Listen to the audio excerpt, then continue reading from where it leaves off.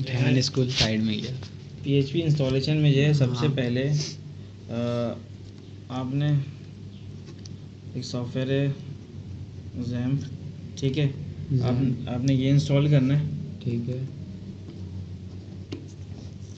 जब आप XAMPP software install करते हैं तो ये अपने साथ कुछ चीज़ें इंस्टॉल करता है, जिसके अंदर अपाची सर्वर, सही, MySQL सर्वर, ठीक है, और फाइल ज़ीरा, ये चीज़ इंस्टॉल होती है। ठीक है ना, ये इसके साथ ही स्टोर हो जाती है। जी हाँ, ये चीज़ उसके, क्योंकि जब आप ये पैनल खोलोगे, ठीक है, जब इसका पैनल खोलोगे तो उसके अंदर जो है तीन ऑप्शंस आ रहे होते हैं, अपाची, MySQL, फाइल ज़ीरा। तो उसके अंदर स्टार्ट स्टॉप का बटन होता है, आप उसको स्टार्ट करोगे तो अपाची और MySQL स्टार्ट हो जाएगा, और स्टॉप पे क्लिक करोगे तो स्टॉप हो जाएगा। ठीक है, मैं आपको यहाँ पे उसकी एग्जांपल दिखा सकता हूँ। ठीक है, ये XAMPP कंट्रोल पैनल आ रहा है, आप जैसे देख सकते हैं। ठीक है, ये XAMPP कंट्रोल पैनल हमने खोला है, ये कंट्रोल पैनल आपके सामने नज़र आ रहा है। और इधर आप देख सकते हैं कि ये अपाची लिखा हुआ है, ये MySQL लिखा हुआ है, फाइल ज़ीरा लिखा हुआ है, और इनकी जो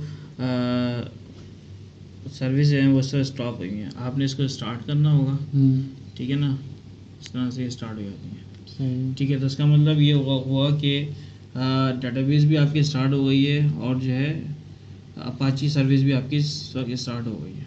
ठीक है, और अब आप जो भी काम करेंगे, यानी कि आपके सर्वर्स काम करने लग गए हैं, आपका PHP का कोड जो है काम करने लगेगा। ठीक है, एक तो ये चीज़ हो गई है। इसकी मैं आपको डायरेक्टरीज भी अभी दिखाऊंगा। दोबारा यहाँ पे आते हैं। इसके बाद आप ये आपका फर्स्ट स्टेप है। सेकंड स्टेप आपका क्या है? सेकंड स्टेप आपका ये है कि आपने SQL योग इंस्टॉल करना है अपने पास, ठीक है ना, इसका कम्युनिटी वर्जन। SQL योग ये क्या है? SQL योग एक तरह से मैनेजमेंट स्टूडियो है डेटाबेस का, ठीक है ना, जो कि आपको डेटाबेस का एक एनवायरनमेंट दे रहा होता है। आप इसको इस तरह से देख सकते हैं यहाँ पे। ये बेसिकली जो है SQL योग का एक एनवायरनमेंट मैं आपको दिखा रहा हूँ। इस तरह से SQL योग होता है, और उसके अंदर जो है डेटाबेसेस आ रहे होते हैं, और जो है अपना काम आप यहाँ पे इस तरह से कर सकते हैं। इस जगह पे आप क्यूरी चला सकते हैं, इस जगह आपको रिजल्ट नज़र आएगा। और ये जो चीज़ है, ये जो आपकी डेटाबेसेस आ रही हैं, ठीक है। तो सेकंड स्टेप ये है। थर्ड स्टेप मैं आपको बता देता हूँ। थर्ड स्टेप, अगर आपके सिस्टम के अंदर स्काइप मौजूद है तो आपने जो है अपने स्काइप से जाके एक सेटिंग करनी होगी, क्योंकि अक्सर ये होता है कि आपके इस सेटिंग, अगर आप ये सेटिंग नहीं हटाओगे तो आपके पास अपाची नहीं चलता है, क्योंकि वो सेम पोर्ट इस्तेमाल कर रहे होते हैं। आप सबसे पहले टूल्स में ऑप्शंस के अंदर आओगे, ठीक है, उसके बाद आप एडवांस के अंदर आएंगे। एडवांस के अंदर कनेक्शन का एक ऑप्शन है, और यहाँ पे एक ऑप्शन आ रहा है यूज़ पोर्ट 80 and 443, ठीक है। तो आपने इसको अनचेक करना होगा, ठीक है, आपने इस चीज़ को अनचेक करना होगा। तो आपका अपाची अगर काम ना कर रहा हो तो फिर आपका अपाची काम करने लग जाएगा, क्योंकि बाद में ऐसा होता है कि आपके सिस्टम में स्काइप होता है, आप उसके बाद अपाची इंस्टॉल करते हैं, ठीक है, तो अपाची की सर्विस जो है ना चलने के बाद खुद ही बंद जाती है, और स्टेटस में उसके बिजी लिखा हुआ आ रहा होता है। तो उसकी मेन वजह ये होती है कि स्काइप जो है ना उस पोर्ट को एंगेज कर लेता है अपने पास, तो वो पोर्ट को अनचेक कर लें तो फिर उस जो है अपाची चलने लग जाता है। तो ये इसकी तो इंस्टॉलेशन हो गई है, ठीक है। इसके बाद हम कुछ चीज़ PHP के ऊपर आते हैं। पिछली क्लास में मैंने आपको ऑब्जेक्ट ओरिएंटेड के बारे में पढ़ाया था। ऑब्जेक्ट ये हम उसको कहते हैं, ठीक है। तो मैं जो है इसमें C# को भी लेकर चल रहा था, क्योंकि C# में ऑब्जेक्ट ओरिएंटेड बहुत ज़्यादा अच्छी समझ में आती है। और साथ में क्योंकि हमारा जो कोर्स है ये PHP का कोर्स है, तो इसलिए मैंने उस चीज़ को PHP के अंदर लिख के भी बता दिया था कि हम जो है PHP में इसको किस तरह से लिखेंगे, ठीक है। तो मैं दोबारा उस चीज़ की तरफ आऊँगा। एक चीज़ है वेरिएबल्स।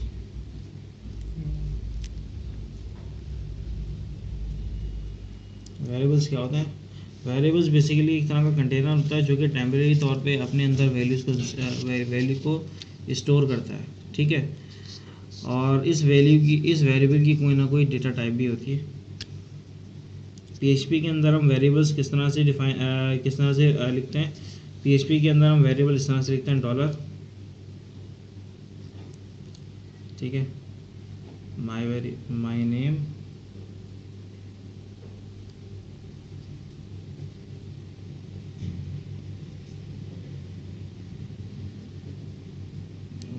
ये वेरिएबल है।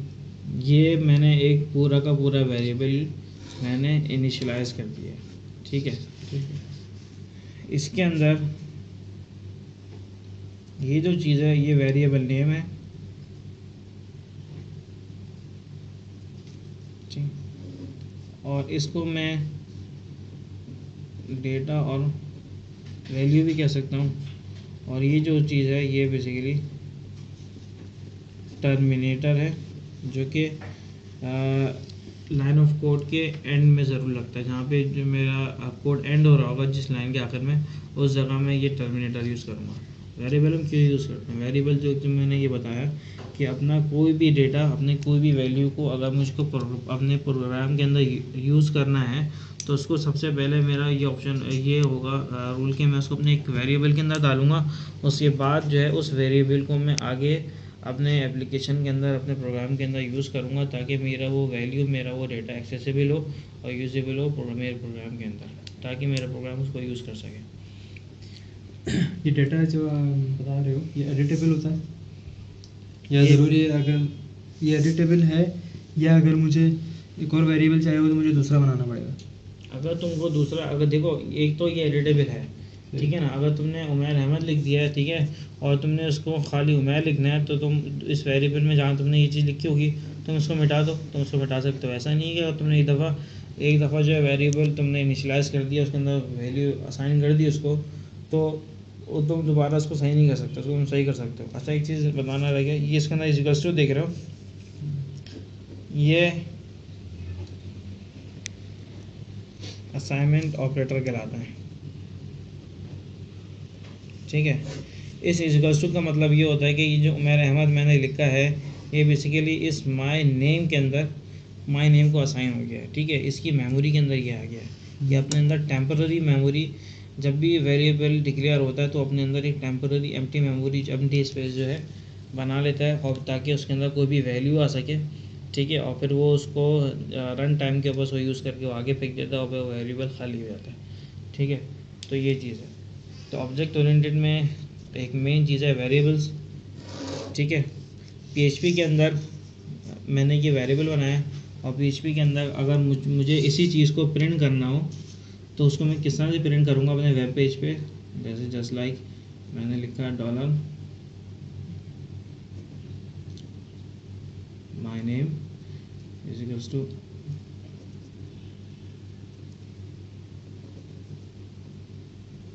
उमैर अहमद, ठीक है।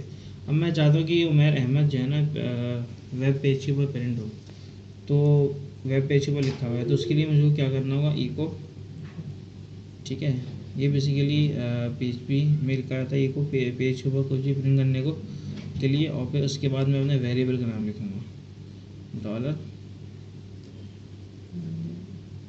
माय नेम, ठीक है। उसके बाद जब मैं पेज को रन करूँगा तो फिर जो है पेज के ऊपर ये उमैर अहमद लिखा हुआ आएगा। अच्छा, एक चीज़ होती है इंटीजर, ये बेसिकली स्ट्रिंग वेरिएबल है, सही है। एक होती है डेटा टाइप। डेटा टाइप बहुत सारी तरीक़ों की होती है, ठीक है, बहुत सारी डेटा टाइप्स होती हैं। प्रोग्रामिंग के अंदर हम लोग जो है नॉर्मली तीन तरह की डेटा टाइप्स नॉर्मली यूज़ हो रही होती हैं, जिसके अंदर एक इंटीजर होता है, एक स्ट्रिंग होता है, और एक जो है बूलियन। हम अक्सर उसको यूज़ कर रहे होते हैं जब हम इफ एल्स कंडीशन चला रहे होते हैं। क्या थर्ड क्या बताइए? थर्ड होती है बूल, ठीक है। स्ट्रिंग, ये जो बेसिकली है ये स्ट्रिंग वेरिएबल है, ठीक है। ये जो वेरिएबल है स्ट्रिंग टाइप का वेरिएबल है। स्ट्रिंग टाइप का वेरिएबल किस तरह से मुझे पता चला, एक तो स्ट्रिंग टाइप का जो भी वेरिएबल होगा उसके अंदर ABCD और जो स्पेशल कैरेक्टर्स हैं, इस टाइप की चीज़ें हम स्ट्रिंग वेरिएबल के अंदर लिखते हैं, ठीक है। और 1 2 3 4 5 6 7 8 9 ये जो नंबर्स हैं हम इसको इंटीजर वेरिएबल के अंदर लिखते हैं। इंटीजर वेरिएबल बेसिकली अपने अंदर जो है नंबर्स लेता है, और जो स्ट्रिंग वेरिएबल होता है वो अपने अंदर स्पेशल कैरेक्टर्स और ABCDEFGH ये चीज़ें लेता है, ठीक है। तो मैंने यहाँ पे लिखा माय एज, और मैंने यहाँ पे लिख दिया 27, ठीक है। PHP के अंदर जब भी हम स्ट्रिंग वेरिएबल डिक्लेयर कर रहे होंगे तो हम उसकी साइडों में कोटेशन ज़रूर लगाएंगे, ठीक है। और जब हम स्ट्रिंग वेरिएबल लिख रहे होंगे तो उसकी साइडों में हम कोटेशन नहीं लगाएंगे जब इंटीजर जब हम इंटीजर वेरिएबल ले रहे होंगे, जब हम इंटीजर वेरिएबल इनिशियलाइज कर रहे होंगे तो उसके साइडों में हम ये कोटेशन नहीं लगाएंगे। अगर हमने लगा दी तो ये एरर देगा, ठीक है। और सिर्फ और सिर्फ स्ट्रिंग हम वेरिएबल जब ले रहे होंगे तो उसके साइडों में हमको ये लगाना लाजमी होगा। अगर हम इसके साइडों में नहीं लगाएंगे तो तब भी ये एरर देगा, ठीक है। एक चीज़ और, अच्छा एक चीज़ कि जो मैंने अभी आपको तीसरी डाटा टाइप बताई थी बूलियन, वो क्या करता है, वो जो है अपने अंदर वो यानी कि उसके अंदर सिर्फ और सिर्फ 0 या 1 ये दो वैल्यूज़ आती हैं, ठीक है। बूल के अंदर हम ये दो वैल्यू एक्सेप्ट करता है। ये कह रहे हैं कि वो ट्रू या फॉल्स, हम प्रोग्रामिंग के अंदर 0 1 को ट्रू या फॉल्स भी कहते हैं। तो ये जो है दो वैल्यूज़ को एक्सेप्ट करता है, 0 को या 1 को, ठीक है। तो अक्सर ये डेटा टाइप हम जो है कंडीशन में यूज़ कर रहे होते हैं, ठीक है। इसकी मैं आपको एक रियल लाइफ एग्जांपल दे देता हूँ कि अगर कोई रिकॉर्ड आप इंसर्ट करवा रहे हो तो आप उधर ही कंडीशन लगा लो कि जब रिकॉर्ड इंसर्ट हो जाए तो वो 1 रिटर्न करे या 0 रिटर्न करे, ठीक है। अब जाहिर सी बात है कोई चीज़ रिटर्न होगी तो किसी न किसी वेरिएबल के अंदर आएगी, ठीक है, ताकि हम उसको यूज़ कर सकें। कोई भी चीज़ आपने यूज़ करनी है, कुछ भी करना है तो सब आपने उसको गेट करना है, तो आप गेट उसको किसी न किसी वेरिएबल के अंदर करोगे। अगर किसी मेथड के थ्रू भी आप गेट कर रहे होगे तो उसके बाद उसको आप किसी न किसी वेरिएबल के अंदर ही लिख पाओगे, ठीक है। तो ये चीज़ है। अच्छा, C# के अंदर हम वेरिएबल किस तरह से बनाते हैं। C# के अंदर हमको जो है डेटा टाइप लिखनी पड़ती है सबसे पहले। PHP के अंदर हम डेटा टाइप नहीं लिखते, लेकिन C# के अंदर लिखते हैं। C# के अंदर मैं स्ट्रिंग वेरिएबल बना रहा हूँ तो मैं लिखूँगा स्ट्रिंग माय नेम, पूरा वही तरीका। बट हमें यहाँ पे स्ट्रिंग डिफाइन करना पड़ेगा कि हम जी, अगर ये C# या जावा है सही है। C# या जावा में जो स्ट्रक्चर होता है उसके अंदर सबसे पहले डेटा टाइप आती है, उसके बाद फिर हम जो है वेरिएबल का नाम आता है, उसके बाद हमारा ऑपरेटर आता है, ठीक है, और उसके बाद हमारा जो भी डेटा या वैल्यू है वो आती है।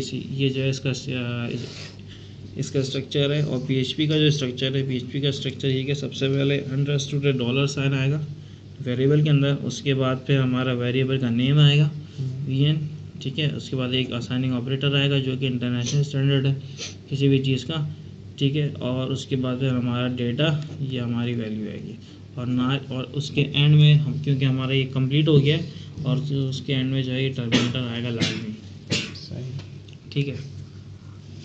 C# के अंदर जब हम कोई भी चीज़ पेज के ऊपर प्रिंट करनी होती है तो उसके लिए हम यूज़ करते हैं span value print on page. उसके लिए हम यूज़ करते हैं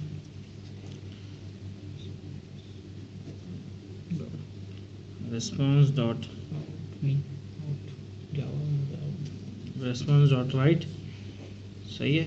ये इस तरह से इसका ब्रैकेट लगाते हैं। उसके बाद जो भी मेरा वेरिएबल का नाम है वो मैं लिख दूंगा और टर्मिनेटर लगा दूंगा। और ऐसा भी होता है कि हम अगर अपने वेरिएबल का नाम लेते हैं और उसको फिर वेरिएबल के नाम के आगे वैल्यू रखते हैं, ठीक है। इंटीजर जैसे हमने A लिया, फिर आगे हमने A की वैल्यू डिफाइन की, फिर A की वैल्यू को जो हमने डिफाइन किया उसको हमने scanf लिया, scanf के थ्रू में %d लगा के हमने उसको प्रिंट करवा दिया। ये किसमें होता है? प्रिंट की काम उसमें ही होता है C# में। अच्छा, ये हो गया। और PHP के अंदर हम ये चीज़ किस तरह से करते हैं। PHP के अंदर हम यही चीज़ इको करके करते हैं, इको डॉलर माय नेम, ठीक है। तो ये चीज़ प्रिंट हो जाती है। मैं इसकी लाइव एग्जांपल आपको यहाँ दे सकता हूँ। अच्छा, मैं आपको सबसे पहले तो इसकी डायरेक्टरी बता दूँ कि जब भी मैं इंस्टॉल करूँगा XAMPP, ठीक है, तो मुझको अपनी फाइलें कहाँ पे प्लेस करनी होंगी कि जब मैं वो PHP की फाइलें जो है उसको मैं रन करूँ तो वो रन हो जाए। अगर मैंने जैम इंस्टॉल कर दिया, उसके बाद जनाब मैंने PHP की फाइल बनाई, उसको मैंने सेव कर दिया डी के अंदर, और जब मैं उसको चलाऊँगा तो वो चलेगी नहीं, वो एरर देगी। उसके लिए मुझे क्या करना पड़ेगा, मैंने जहाँ पे जैम इंस्टॉल किया है इस सिस्टम के अंदर, सी के अंदर इंस्टॉल है, सी ड्राइव में जाऊँगा, यहाँ पे जैम का एक फ़ोल्डर देख रहे होंगे आप, इस फोल्डर के अंदर जाऊँगा और यहाँ पे एक फ़ोल्डर होगा htdocs के नाम से, ठीक है। इस फोल्डर के अंदर आके जब मैं अपना फाइल या फोल्डर रखूँगा, उसको चलाऊँगा लोकल होस्ट पे, तो फिर वो जो है मेरी फाइल PHP की एक्सेसिबल होगी, ठीक है। तो मैं यहाँ पे नया फोल्डर बनाता हूँ, PHP कोर्स के नाम से, या और आसान कर लें माई के नाम से एक फोल्डर बनाया, ठीक है। और ये मेरा एक एडिटर है, इस एडिटर के अंदर मैं अपना PHP का कोड लिखता हूँ। तो मैं न्यू फाइल बनाने जा रहा हूँ PHP की, क्रिएट न्यू PHP फाइल। अच्छा, वन थिंग और, जब भी हम PHP लिखना स्टार्ट करेंगे तो उसका कोई ना कोई एंडिंग और क्लोजिंग टैग होगा जिसके अंदर हम PHP का कोड लिखेंगे, ठीक है। अगर हम वो नहीं लगाएंगे तो हमारा PHP का कोड रन नहीं होगा, ठीक है। तो हम PHP का टैग किस तरह से लिखते हैं, सबसे पहले हम लिखते हैं greater than question mark PHP, उसके बाद आप एंटर मारते हैं, उसके बाद फिर आप दोबारा क्वेश्चन मार्क और ठीक है, जैसे कि आपको स्क्रीन के अंदर नज़र आ रहा होगा, ये तरीका होता है PHP का। आप उसको दोबारा दे सकते हैं, करीब लेके आओ, अच्छा ये देखें, ये तरीका है। और जो सबसे आखिर के अंदर क्वेश्चन मार्क और ग्रेटर देन लगा हुआ है, इस के बीच में हम जो भी कोड लिखते हैं ये बेसिकली सर्वर के ऊपर रन होता है और ये जो है PHP कोड कहलाता है। तो मैं एक वेरिएबल बनाता हूँ और उसको पेज के ऊपर प्रिंट करता हूँ। तो मैं एक वेरिएबल बना लेता हूँ, मैं डॉलर माय नेम, ये मेरा वेरिएबल नेम हो गया, इक्वल्स टू, उसके बाद मैं डबल कोटेशंस लूँगा, ये मैंने डबल कोटेशंस लिए आप देख सकते हैं, और इसके अंदर मैं अपना नाम लिखूँगा UMAIRAHMED, ठीक है। और ये मैंने आखिर में टर्मिनेटर लगा दिया, ये मेरा वेरिएबल जो है इनिशियलाइज हो गया। इसके बाद मैंने उसको पेज के ऊपर प्रिंट करना है, तो उसके लिए मैं लिखूँगा इको के बाद मुझको दोबारा, अगर मुझको पेज के ऊपर अपना नाम प्रिंट करवाना है तो मुझको दोबारा ये उमैर अहमद लिखने की ज़रूरत नहीं है, क्योंकि इस उमैर अहमद को मैंने असाइन कर दिया है इस असाइनमेंट ऑपरेटर के थ्रू इस वेरिएबल नेम माय नेम के अंदर, डॉलर माय नेम के अंदर। तो मैं इस वेरिएबल को मैं कॉल कर लूँगा। वेरिएबल को कॉल किस तरह किया जाता है, इस वेरिएबल नेम को मैं कहीं और कॉपी पेस्ट कर दूँगा, कहीं और लिख दूँगा, तो वो वेरिएबल जो है ऑटोमेटिकली कॉल हो जाता है। तो मैं आपको लिख के दिखा देता हूँ, डॉलर माय नेम, आप देख रहे हैं मैंने भी पूरा नहीं लिखा, लेकिन यहाँ पे ये खुद ब खुद लिखा हुआ आ गया माय नेम, ठीक है। तो उसका मतलब कि बिल्कुल सही कोड चल रहा है, सब चीज़ सही चल रही है और ये खुद ब खुद कॉल हो गया है। मैंने एंटर मारा और आखिर में टर्मिनेटर लगा दिया, ठीक है। अब इसको मैं इस फाइल को सेव करूँगा। इस फाइल को मैं सेव कहाँ करूँगा, सी के अंदर जैम का फोल्डर है, इसके अंदर htdocs का फोल्डर है, और इसके अंदर मैंने एक फ़ोल्डर बनाया है माई के नाम से, जो कि एक तरह से मेरा प्रोजेक्ट, ठीक है। और इसके अंदर मैं abc.php नाम की फ़ाइल मैंने इसके अंदर सेव करा दी है, देख सकते हैं। अब मैं देखता हूँ मेरा अपाची चल रहा है नहीं चल रहा है, मेरा अपाची रनिंग में चल रहा है। अपाची आप इंस्टॉल करोगे और जो है उसके बाद आपने चेक करना है कि मेरा अपाची इंस्टॉल हुआ है कि नहीं हुआ है। तो उसके लिए आप जो है अपना ब्राउज़र खोलेंगे, http कोलन द बैकस्लैश